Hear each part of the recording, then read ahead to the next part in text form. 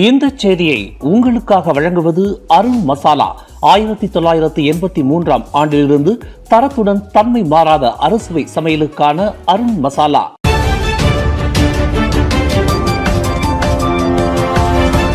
வணக்கம். திசைகளின் ஒரு மணி செய்திகள். நகரி சம்பிலான் அரச விவகாரம்.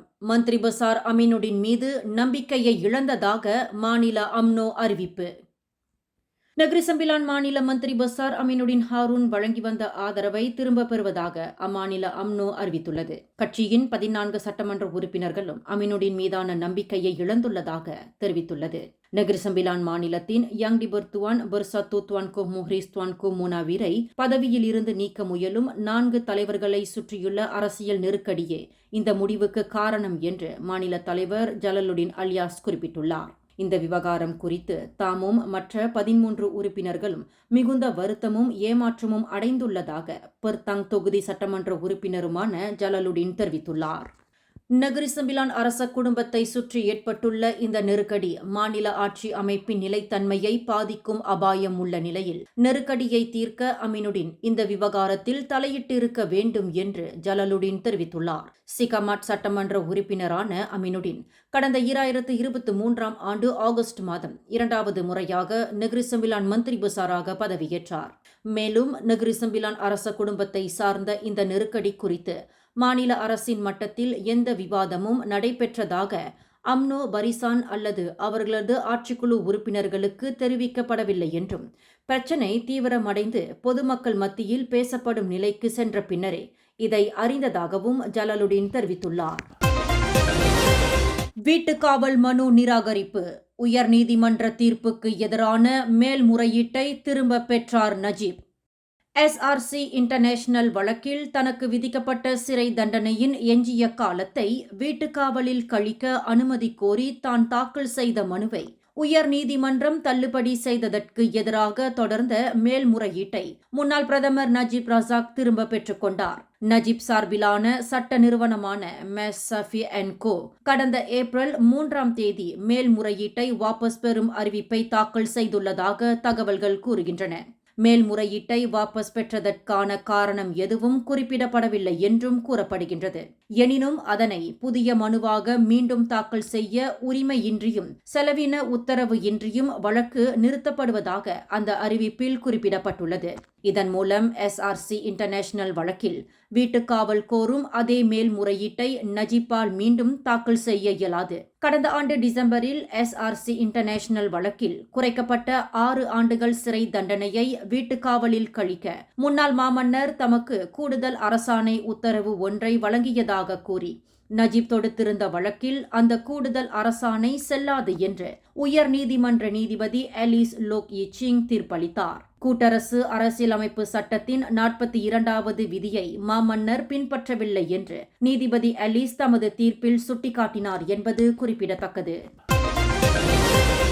மலேசிய ஊழல் தடுப்பு ஆணையமான SPRM-இன் புதிய தலைமை இயக்குநராக முன்னாள் உயர்நீதிமன்ற நீதிபதி நியமிக்கப்பட்டதை தொடர்ந்து சீர்திருத்தங்களை வலியுறுத்த இது சரியான தருணம் என PKR துணைத் தலைவர் நூருல் ஈசா அன்வார் மலேசியர்களை வலியுறுத்தியுள்ளார். புதிய தலைமை ஆணையர் நியமிக்கப்பட்டதால் புதிய SPRM உருவாகிவிட்டது என்று கருத முடியாது என்று அவர் கருத்து தெரிவித்துள்ளார். அதேவேளையில் கடந்த காலங்களிலும் புதிய தலைவர்கள் நியமிக்கப்பட்ட போதிலும் பெரிய எதிர்பார்ப்புகள் எழுந்த போதிலும் பலமுறை நீதியும் பொறுப்பும் தாமதமாகி இறுதியில் மறுக்கப்பட்டதாகவும் நூருல் ஈசா குறிப்பிட்டுள்ளார். அதுபோன்ற ஏமாற்றத்தை மீண்டும் மலேசியா அனுபவிக்க முடியாது என்றும் உண்மையான சீர்திருத்தம் வேண்டும் என்றால் SPRM சட்டம் மறுபரிசீலனை செய்யப்பட வேண்டும் என்று அவர் குறிப்பிட்டுள்ளார்.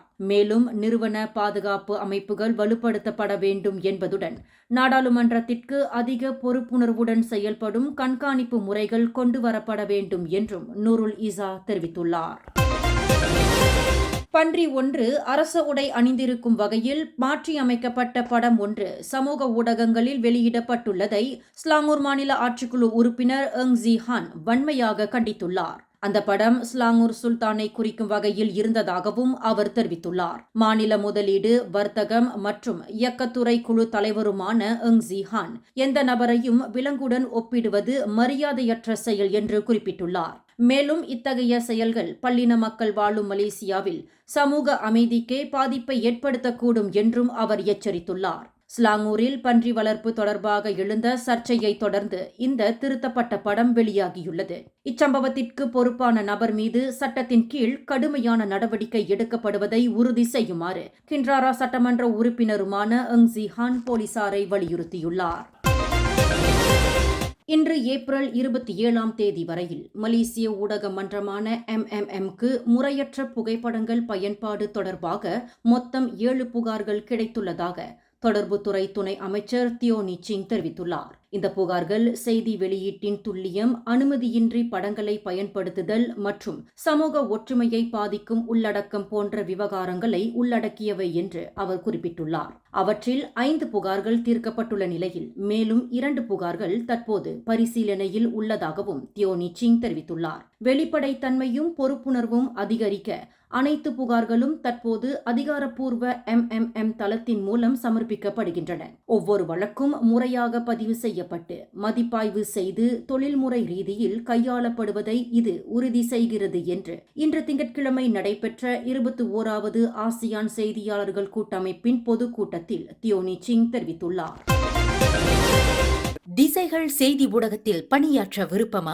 விற்பனைத் துறையில் சாதிக்கும் ஆர்வம் கொண்டவரா நீங்கள்? அப்படியென்றால் நாங்கள் தேடுகின்ற நபர் நீங்களாக இருக்கலாம். புதிதாக பட்டம் பெற்றவர்களும் விண்ணப்பிக்கலாம். விண்ணப்பதாரர்கள் சொந்த வாகனத்தை கொண்டிருக்க வேண்டும். மின்னஞ்சல் admin@திசைகள்news.com.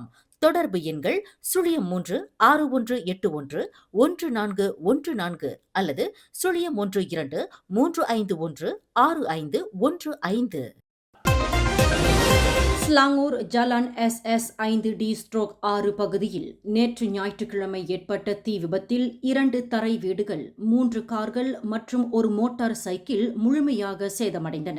இச்சம்பவம் குறித்து மாலை 7:40 மணியளவில் அவசர அழைப்பு பெறப்பட்டதாக ஸ்லாங்கூர் தீயணைப்பு மற்றும் மீட்புத்துறையின் உதவி நடவடிக்கை இயக்குநர் அஹ்மத் முக்லிஸ் முக்தார் தெரிவித்துள்ளார். இதனையடுத்து பட்டாலிஞ்சயா தீயணைப்பு மற்றும் மீட்பு நிலையம் மற்றும் டாமான்சாரா நிலையத்தின் உதவியுடன் 16 அதிகாரிகள் மற்றும் வீரர்கள் தீயணைப்பு வாகனங்களுடன் சம்பவ இடத்துக்கு விரைந்துள்ளனர். இச்சம்பவத்தில் கிட்டத்தட்ட 40 விழுக்காடு எரிந்த நிலையில் தரை வீடுகளையும், முற்றிலும் எரிந்த நிலையில் 3 கார்கள் மற்றும் மோட்டார் சைக்கிள் ஒன்றையும் தீயணைப்பு வீரர்கள் மீட்டுள்ளனர். இத்தீ விபத்திற்கான காரணம் குறித்து தற்போது விசாரணை மேற்கொள்ளப்பட்டு வருகின்றது.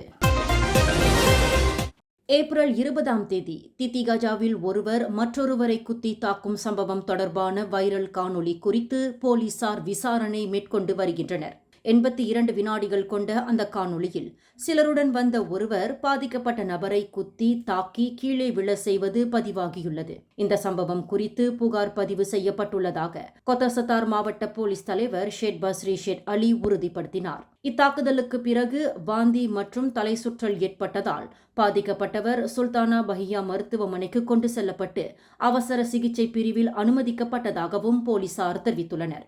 மேலும் அவருக்கு வலிப்பு வராமல் தடுக்கும் மருந்து வழங்கப்பட்டு மேலதிக கண்காணிப்பிற்காக அனுமதிக்கப்பட்டுள்ளதாகவும் கூறப்படுகின்றது. இந்த செய்தியை உங்களுக்காக வழங்கியது அருண் மசாலா. 1983ஆம் ஆண்டிலிருந்து தரத்துடன் தன்மை மாறாத அறுசுவை சமையலுக்கு அருண் மசாலா. மேலும் செய்திகளை தெரிந்து கொள்ள கீழே இருக்கும் பெல் பட்டனை அழுத்துங்கள்.